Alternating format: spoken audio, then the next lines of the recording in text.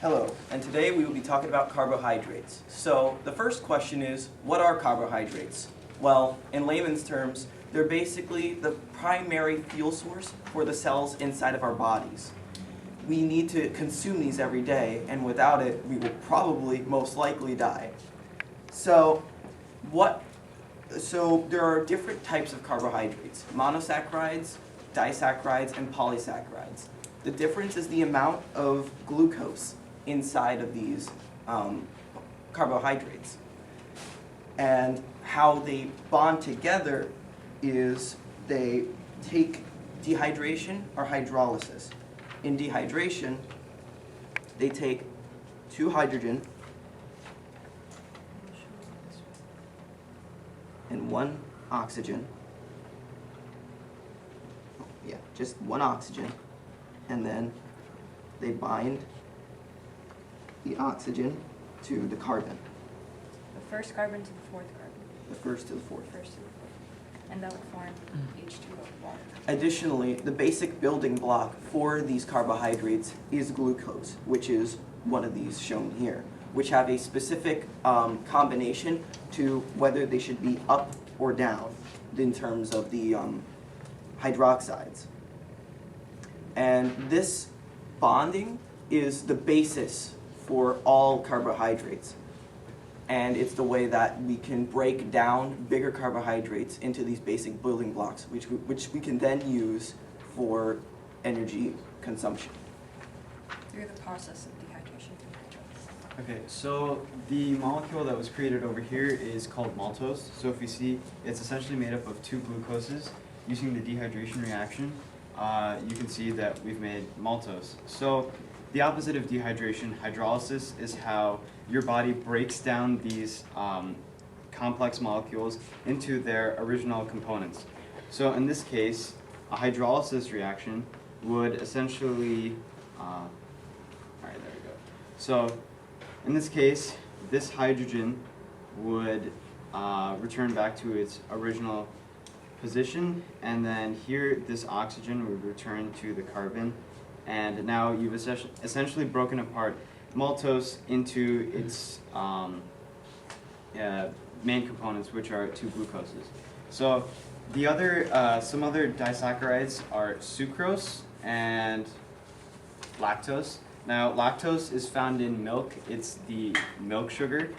Maltose is found in molasses and other syrups. It's mostly characterized by a sort of dark syrup. And sucrose, which is also known as table sugar, is made through a similar process, except instead of 2 glucoses, it's 1 glucose and 1 fructose.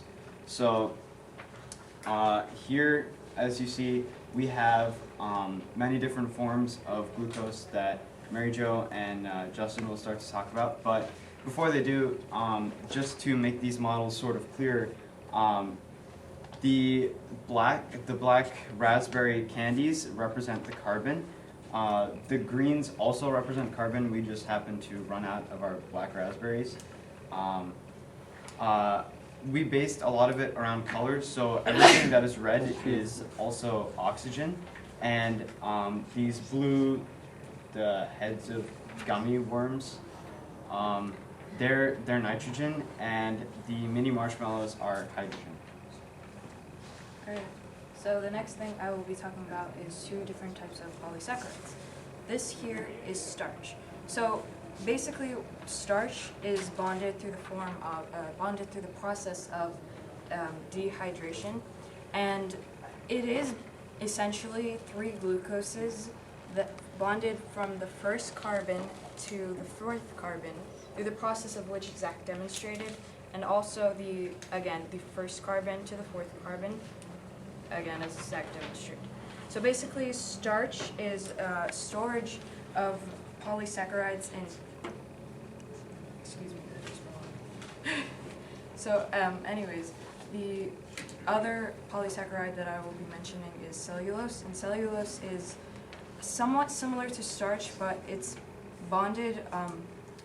The oxygens are flipped from bottom to top to bottom. And the bondation, though, is the exact same with the dehydration reaction. And this is found in the storage of plant cells, while this starch we consume and our enzymes help break it up into different glucoses in which our body intake. So Justin will be explaining chitin and glycogen. Okay, so here we have chitin, which is found in bug exoskeletons. It's like the crunch you hear when you squish a bug. And chitin is similar to glucose, except it has a C2 NO, or 2 carbons, 4 hydrogens, and an oxygen instead of an OH on the second carbon. And it's bonded similarly to cellulose because of the way it flips from top to bottom with the oxygen. And it bonds through dehydration, again, like all carbohydrates do. So the other one is the animal storage of glucose, which is called glycogen. This is similarly bonded to starch,